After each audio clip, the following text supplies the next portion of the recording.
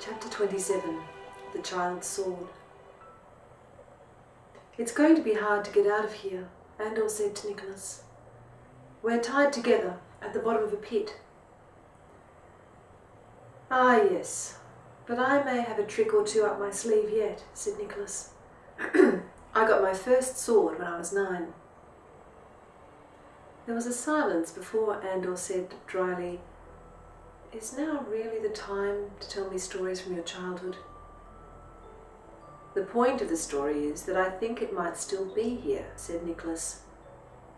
"I brought my new sword down here, where no one could see me, but to pretend I was killing wicked sprites and the yellow-eyed ogres of the Narrowlands." "Did your father know?" "Oh no, this place was forbidden. On the day my father decided to use it as a prison again, I was playing down here. The captain brought the prisoners along this very passage, and I was terrified. I dropped the little sword down here." Nicholas paused a moment, remembering. "The captain caught me, but thank goodness he didn't tell the king. Your grandfather was brutal in his punishments. As it was, he was furious that I'd mysteriously lost the sword he had wrought specially for me by his own blacksmith. I didn't dare come to fetch it. The place was full of Narrowlands prisoners for years." "So, it should still be here," said Andor, scrabbling about in the dark. Andor and Nicholas swung from side to side, touching every inch of the floor and walls. Layers of muck and dirt had fallen there over the 40 years since the king's childhood, and they had to dig. Once or twice they pulled out a large stone or a lump of wood.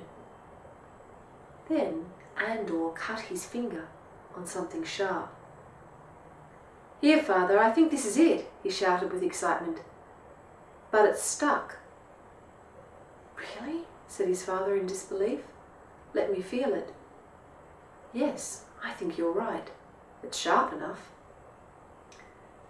After several failed attempts to pull it out, Nicholas said, "Let's just rub the ropes against this small section of blade until they are cut." "It will take forever," groaned Andor. "Better get started then."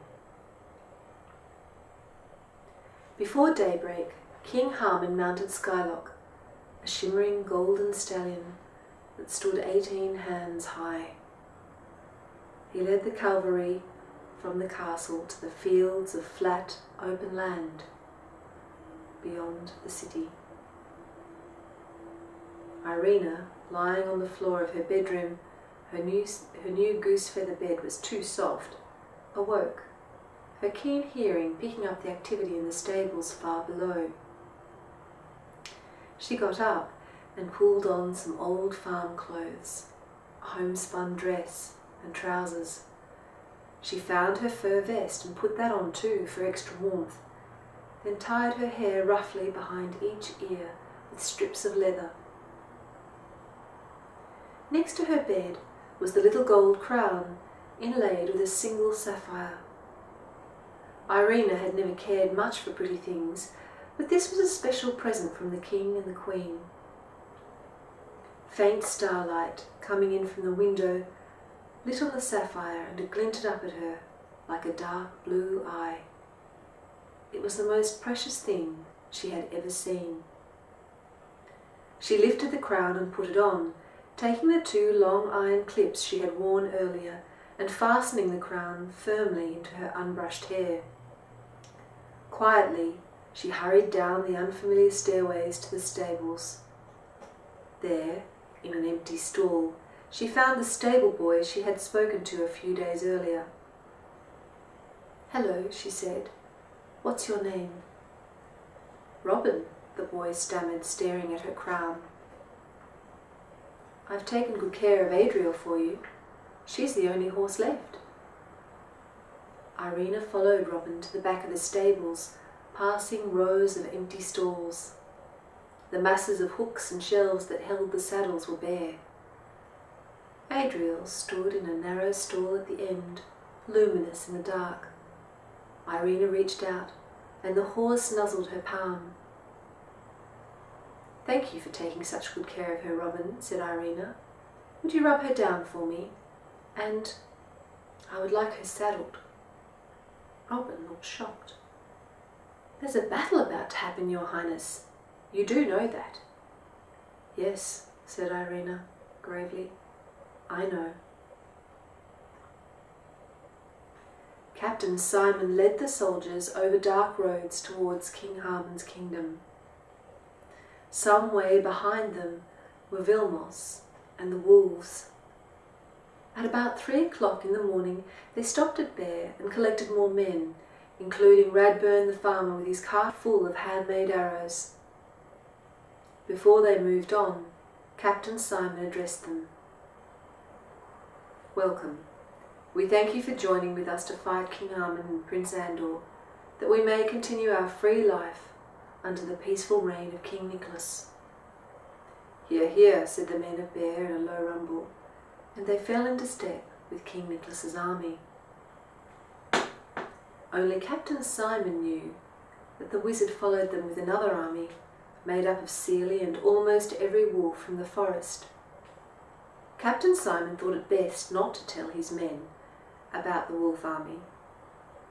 He wanted each and every soldier to fight without knowing help was coming.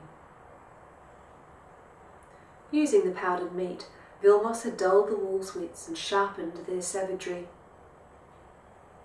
Every now and then he chanted special incantations from Inico's spellbook. His words wove an invisible web between himself and the wild creatures. The more he chanted, the more deeply they were in his thrall. Something curious and rather horrible was happening to Vilmos.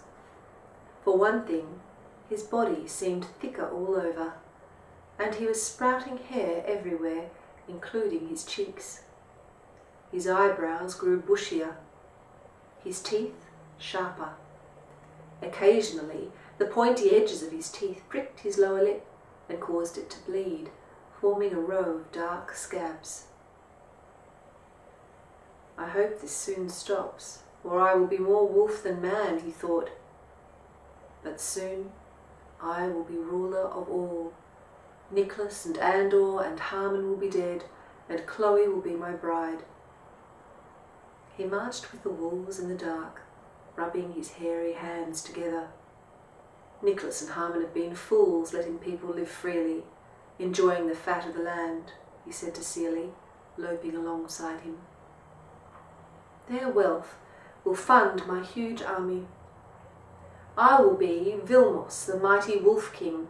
Even Inico will look up to me. I will rule every man, woman and beast, as far as the eye can see, and beyond."